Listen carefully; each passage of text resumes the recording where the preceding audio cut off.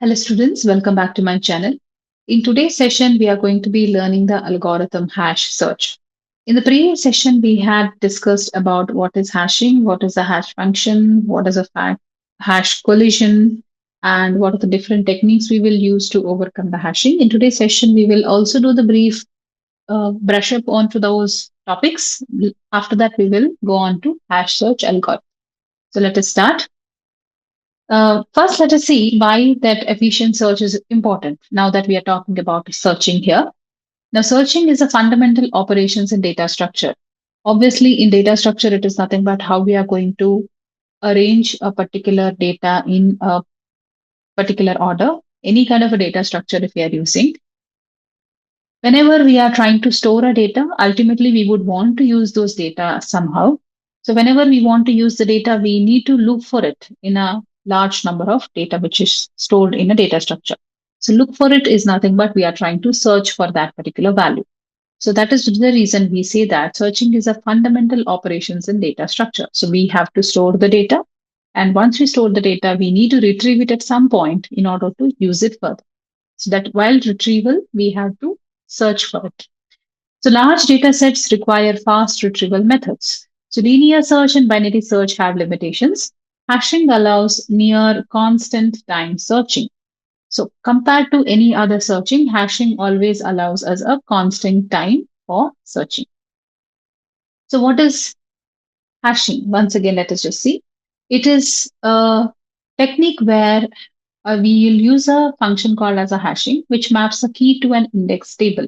For example, as you can see, we have a key value here. We will have an index here. We will use the key value, apply it on certain hash function, get a hash value, and we will use it to store in the array index. So every time you want to look for a value, you need to search in the array index. It is just like how we have your textbook.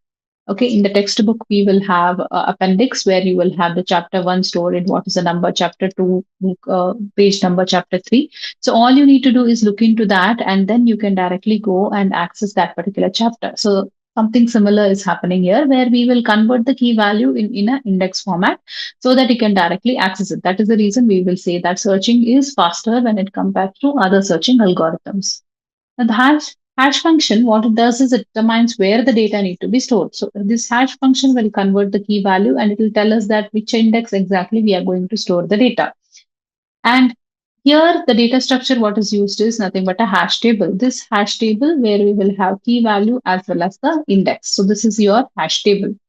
So it provides a fast insertion and search, whether you want to insert a data, whether you want to retrieve a data, whether you want to search for a data, delete the data, all these operations can be done in a very uh, small amount of time with the help of hashing. So first let us see what is the hash function. So it converts the key into index, just like how we saw. Example here, k mod m, where k is a value which you want to convert. Mod is the function which you are applying. This entire thing you can call it as a function. And m is a certain value. Sometimes it will be table size. So when you apply that, there is certain number, smaller number getting generated. That will become the index of your hash table. Okay. So k is the key value, m is the size of the hash table. For example, if I'm taking 25 mod 10, okay, mod 10, the value here will be 5. Remember, mod operation always gives an output or generates a remainder. So 10 divides 25 two times and remainder is 5, hence 5. So 5 is where, for example, if at all I had an index, so in the fifth row is where I'm going to store that particular value. So this is how I will generate the key values using the hash function. Okay. So let us see one example here. So we have key mapping using hash function. I have 23, 45, 12, 36, and this is my hash function. You can see the hash table here. So this is nothing but my hash table. Okay. So as you can see, first value is 23. So 23 mod 10 is nothing but 3. So which means 23 need to be stored in 3. So that is what you will see here. So 23 is stored in 3. And how did I find the 3? Using the hash function. Similarly, 45. So 45 mod 10 is nothing but 5. Hence, at 5, I have stored 45. Next to 12. 12 mod 10 is nothing but 2. Hence 12 is stored in 2. And then I have 36 mod 10, where this is nothing but 6. Hence 36 is stored in 6. So this is how we are going to store all the values using the hash functions. This is the basics. So this is how the storing is done. Now, whenever we are doing the storing, there is always a possibility of collision happening. Now, what is a collision? Suppose, let's take the same example where I have 22 mod 10 is going to give me value 2. Similarly, 32 mod 10 is also going to give me the value 2. So, how are we going to store this? Now, this is a collision because for the index 2, I have already stored 22, and for index 2, I am also need to store 32. So, hence, we will say this is a collision. This is nothing but the collision in hashing. The collision occurs when two keys map to the same index. Example 23 and 33, just like how I told you. Both try to occupy the index 3. So we need to do certain collision resolution methods here.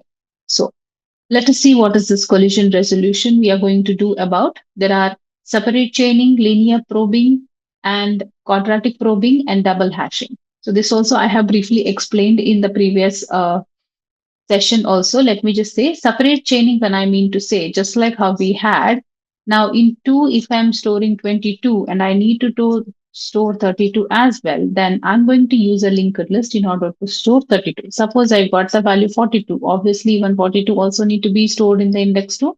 So next I will store 42. This is called as a separate chaining. Now linear probing is nothing but if 2 is occupied, then I will go to the next available space. If 3 is free, then I will go to the linear, that is next available space I'm going to store. That is called as linear probing. That is next available space. Next is quadratic probing. Quadratic probing is nothing but if at all my index is 2 and it is already occupied, then I will just store it in 2 square, which is in 4. Index to 4. If it is available, I'm going to store it. That is nothing but quadratic probing. Double hashing is nothing but suppose the hashing function, in this case it was mod 10. If that is not working, next I will use mod 5 or any other function, that is another. If this was the first hash function, I'm going to use another hash function and apply it and try and see that if that space is available. So these are the few of the collision resolution techniques we will use in order to overcome the collision problem which occurs. Okay. Next, let us move on to the hashing search algorithm. Now that we know what is hashing, how it is stored in the table, and what are the problem we come across. So hash search algorithm is nothing but here we have a key value. There is a particular value. We have a table. We have a key value. We need to look for that particular value. That is nothing but hash search algorithm. So what we are going to do is here compute the index hash function. So we need to find out first the hash function, which means here the data storage has already happened. For example, in 0, we already have, for example, 10. In 1, I have 11. In 2, I have 12. In 3, I have 13. And 4, I have 14, and etc. etc. Suppose my key value I'm looking for here is 12. So first I need to compute the index. I will apply the hash function into the key value what I'm searching for, and I will find out the index. For in this case, I suppose this was the hash function. What I was using is key value mod 10. Okay, so I'm going to apply that. So key value here is 12 mod 10, which is nothing but I'm going to get an index of 2. Okay, so index is 2. If hash table index is equals to key, if at all we have certain key, then we will say found. Obviously, here we have 2 and we will say that the value is found. Okay. Otherwise, if there is a collision handling, if any collision handling is used, suppose this was 22 and then I was using linked list, so 12 is stored here. Then we have to check for the possible location. So in that case, we have to see that which kind of a collision resolution technique is used. Suppose we did not find it in the first search. Then if key is found during the probing, then we will say found. If it is not found after doing both the techniques, then we will return it as not found. So how does the hash search algorithm, in a very abstract way, in a very general way it works is, we will have a key value. First is we will apply the hash function on the search key as well. When we apply the hash function on the search key, we will generate certain index. With the help of this index, initially we will check in the index itself that whether the value is found. If it is found, then we will terminate from the algorithm. Suppose it is not found, then we are going to check for the collision handling methods which are used. So according to that, we are going to once again search for that particular value. Okay, if it is not found in the both the cases, then we are going to declare that the key value is not found.